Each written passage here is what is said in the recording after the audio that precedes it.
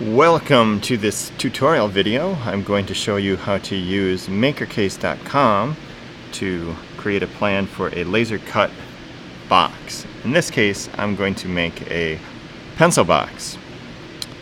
When you first go to the site, the width, height, and depth are set to 4 inches, and that isn't going to fit pencils the way that I want to. So I'm going to change the size of this box.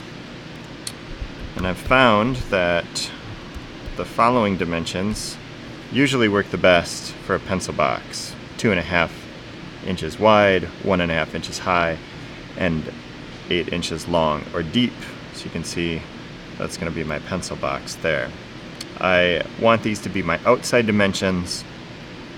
I want to make sure that my material thickness, which will be plywood, 1/8 inch plywood is selected, 1/8 inch plywood. And you could choose an open box if you wanted to, where there wouldn't be a top to it, but I want to be able to put a lid on so my pencils don't fly out. I can put it in my backpack, carry it around. And these right here are just flat edge or butt joints, and we want to have some better joinery here. So we're going to choose finger joint, and you can see it has generated a whole lot of fingers to connect this together, which will glue some of those and some we won't glue. There's one more setting that I'm going to play with here, and that's the finger size, and it's going to give me 3 options, and the options can change based on the dimensions that you put in for the width, height, and depth. So you can experiment with that, but I've found that these dimensions work well for a pencil box. At this finger size, I have 2 fingers on the ends of the top here, and if I go up one more size, I just have 1 finger here. I like this because if I'm going to leave this top unglued, then I'll be able to lift this off and put it back more easily if there's just 1 finger. If there's a lot of fingers like this, then it makes it a little bit more difficult to line up all of those fingers and all of these slots to put it on.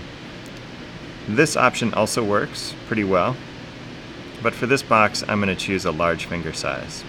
Alright, this looks pretty good.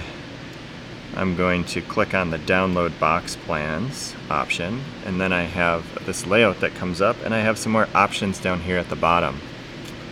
I'm going to disable the panel labels because later on in Adobe Illustrator I'm going to put some designs on here, and I don't really want my box to say front, back, right, left, top, bottom. I'll figure that out. I'm going to click on line formatting, and I'm going to change the cut line width to 0.001.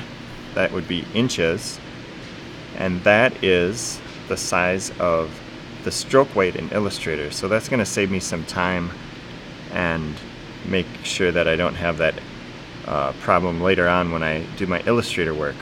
And then the outside cut color, this is RGB red. This is a hex code for it. I'm going to leave that. And I'm not going to bother with this kerf and corner compensation. I'm going to download this as a SVG file. It downloads into my downloads. Depending on what browser you're using, that's where I can find it. And then from here I'm going to go to Adobe Illustrator and do some more design work.